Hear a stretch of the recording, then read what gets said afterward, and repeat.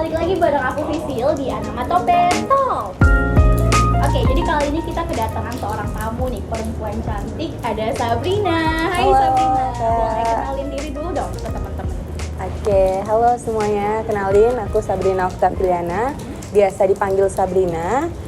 Aku merupakan second runner up Putri Pariwisata Sumut tahun 2022 dan saat ini juga masih kuliah di USU. Sama ya, Kak? Iya. Semester 4. Jurusannya sejarah aku. FIB berarti ya? Iya, Fakultas benar-benar. Ilmu Budaya semester 4. Iya.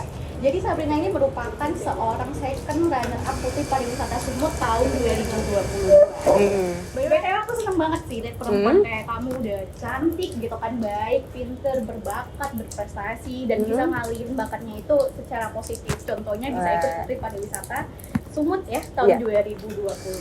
Gimana nih perasaan kamu jadi second runner up Putri Pariwisata Sumut?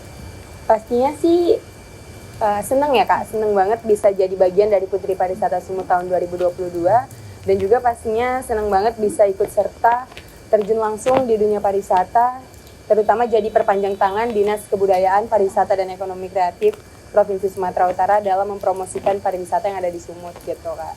Oke, berarti seorang Putri Pariwisata itu mempromosikan kegiatan pariwisata di Sumut gitu. Iya, benar banget, Kak. Kalau boleh tahu nih, kamu sebagai second runner up Putri Pariwisata Sumut kegiatannya apa aja sih? Kalau untuk kegiatannya itu udah banyak banget kegiatan-kegiatan yang kami jalanin. Kemarin itu pernah juga ikut Femtrip Langkat. Jadi kalau Langkat itu kemarin ke Tangkahan sama Bukit Lawang. Seperti yang kita ketahui juga Bukit Lawang masuk ke dalam 75 besar ya Desa Wisata Indonesia gitu kan. Anugerah Desa Wisata Indonesia. Terus juga kemarin alhamdulillah ikut serta juga dalam kegiatan W20 yang dilaksanain di Danau Toba. Terus juga kemarin di pertengahan bulan Agustus kalau nggak salah itu Sabrina dipilih juga menjadi narasumber, instruktur sekaligus juri pada pemilihan Putri Pariwisata Nias Barat. Dan juga kemarin itu ikut serta dalam kegiatan-kegiatan seperti ada namanya Tourism Promotion Organization, itu lebih kayak meeting, itu para lembaga-lembaga promosi pariwisata itu berkumpul gitu kan untuk membahas bagaimana sih kedepannya gitu jalannya pariwisata Sumut gitu. Kalau boleh tahu kenapa nih kamu tertarik menjadi seorang Putri Pariwisata Sumut? Emang dari kecil suka wisata, suka jalan-jalan atau gimana?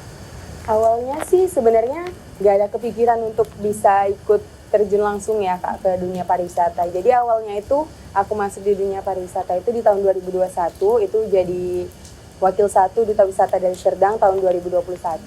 Itu sebenarnya lebih ke iseng-iseng aja, Kak, awalnya ikut pemilihan itu gitu kan. Nah setelah keluar sebagai pemenang gitu kan, aku baru kayak sadar nih ternyata potensi pariwisata itu kaya banget gitu, apalagi di Sumatera Utara ini.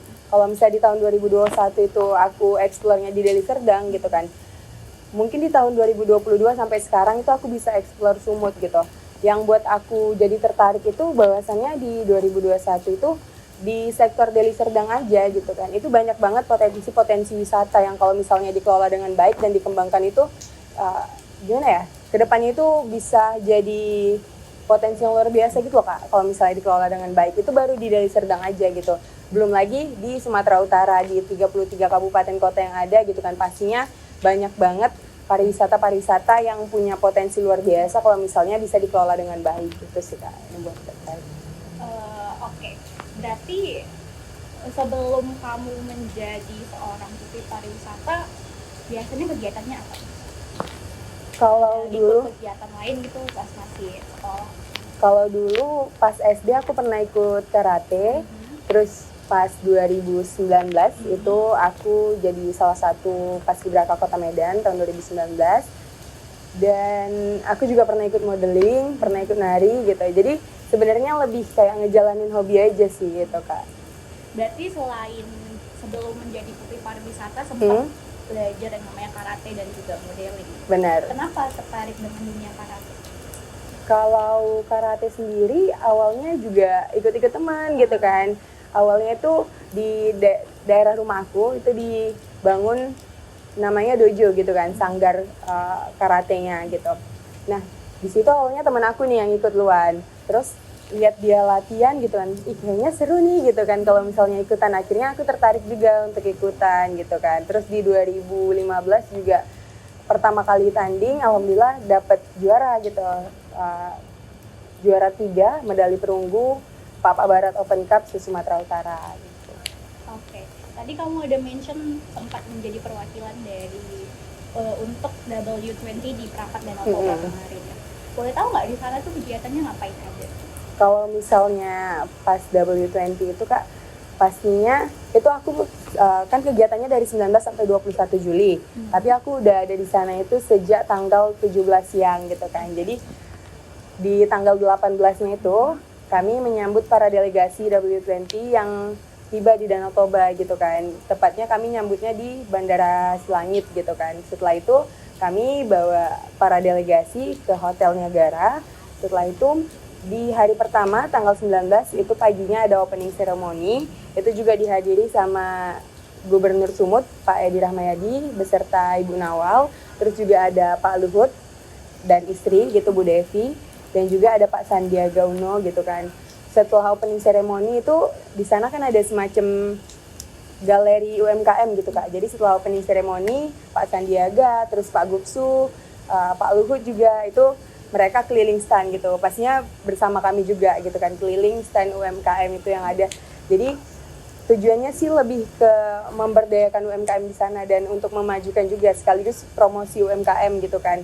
Jadi macam-macam, ada makanan, ada minuman, terus juga merchandise gitu. Itu untuk di hari pertama.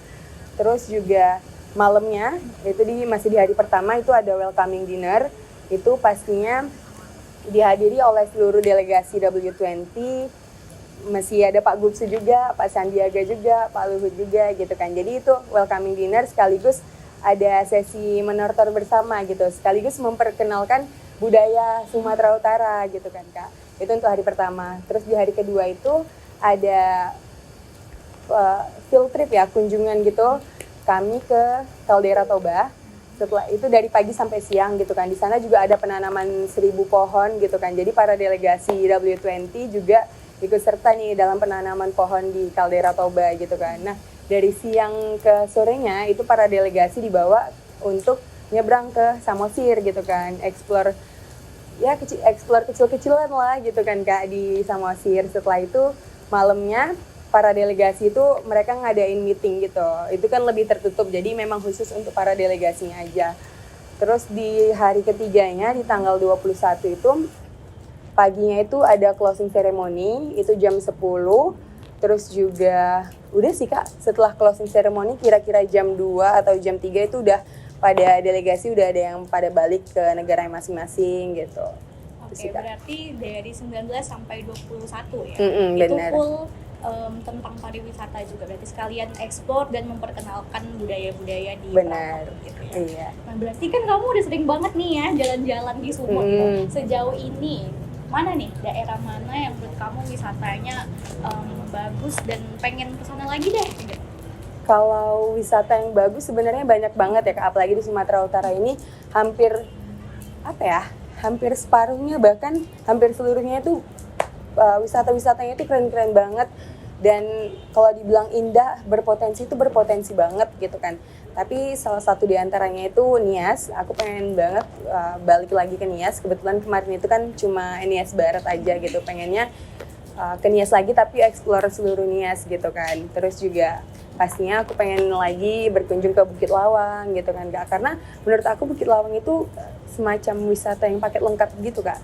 Jadi untuk ekowisatanya dapat, ada Taman Nasional Gunung Leuser, terus juga untuk baharinya itu kan ada susur sungai gitu kan. Jadi Bukit Lawang itu wajib sih dikunjungi juga gitu. Dan juga pastinya Danau Toba, kayak sebenarnya aku bisa dibilang cukup sering ya Kak ke Danau Toba, tapi rasanya nggak pernah bosan untuk ke sana gitu Kak. Apalagi kan Danau Toba termasuk salah satu dari 5 destinasi super prioritasnya Indonesia gitu Kak. Tadi kamu sempat mention Nias, kenapa pengen banget untuk menyusuri Nias lebih jauh?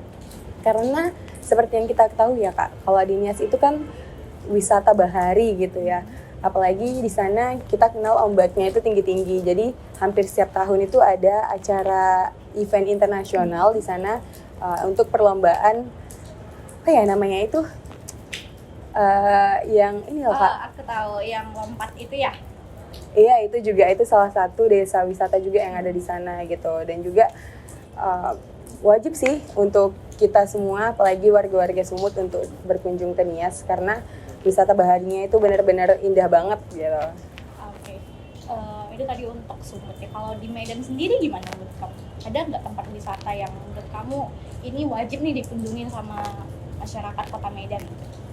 Kalau Medan sendiri sih Kak, kalau menurut aku sih wisata kulinernya gitu kan, karena kalau di Medan ini semua makanannya enak-enak gitu, nggak ada yang gagal gitu kan. Tapi di sisi lain aku juga rekomendasiin teman-teman untuk berkunjung ke wisata-wisata sejarah yang ada di Kota Medan seperti Museum Chong Afi, terus juga ada Museum Negeri gitu kan. Itu tempat-tempat bersejarah yang juga punya potensi untuk wisata gitu. Jadi kita berkunjung nggak cuma untuk berwisata aja, tapi kita tahu juga nih pembelajaran-pembelajaran yang kita dapat dari tempat itu gitu. Oke, kalau kamu nih sebagai seorang second runner up Putri Pariwisata Sumut ya di tahun 2022, kira-kira apa nih harapan terbesar kamu untuk dunia pariwisata di daerah Sumut khususnya Kota Medan? Harapannya sih semoga kedepannya pariwisata yang ada di Sumut khususnya di Medan gitu ya makin maju, dan juga sebenarnya untuk mengelola pariwisata itu nggak bisa kita serahkan seluruhnya sama pemerintah, itu kita butuh juga partisipasi dari masyarakat karena juga masyarakat punya peran penting untuk memajukan sektor pariwisata, khususnya saat kita berkunjung ke tempat wisata itu tolong banget dijaga gitu kan kebersihannya, terus juga jangan ngerusak kalau misalnya kita main-main ke tempat wisata gitu kan. Terus juga harapannya sih SDM pariwisata yang ada di Sumatera Utara juga kedepannya lebih baik gitu kan.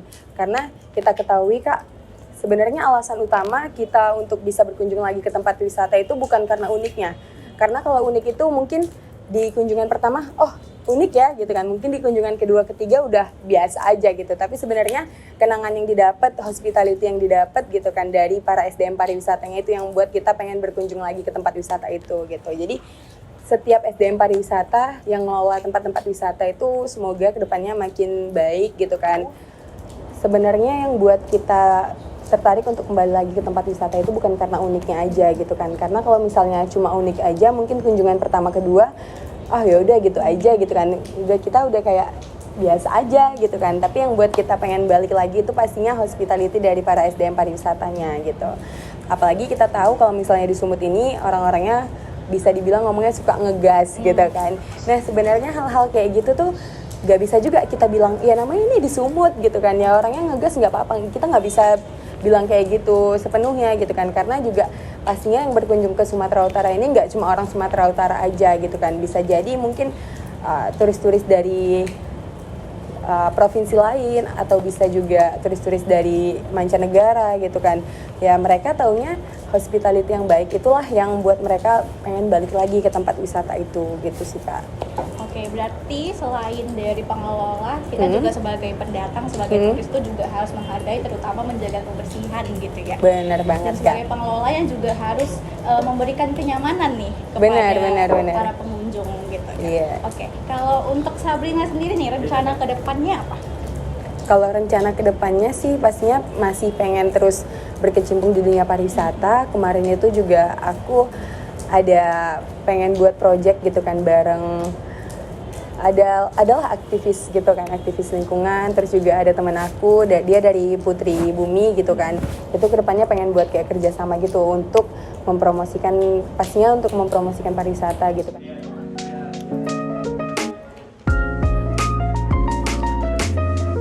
Pariwisata atau modeling? Pariwisata. Gunung atau pantai? Pantai. Heels atau sneakers? Heels. Paskibra atau karate? Paskibra. Danau Toba atau Bukit Lawang? Danau Toba. Teman atau pacar? Teman, nggak punya. Atau keluarga? Keluarga. Oke, tadi kita udah ngobrol bareng Sabrina, udah main di outlet juga. Makasih ya Sabrina udah nyempetin waktunya buat ngobrol bareng aku di sini di Anomato Talks. Dan thanks juga buat Warung Bayi Tangga. See you di Anomato Talks berikutnya.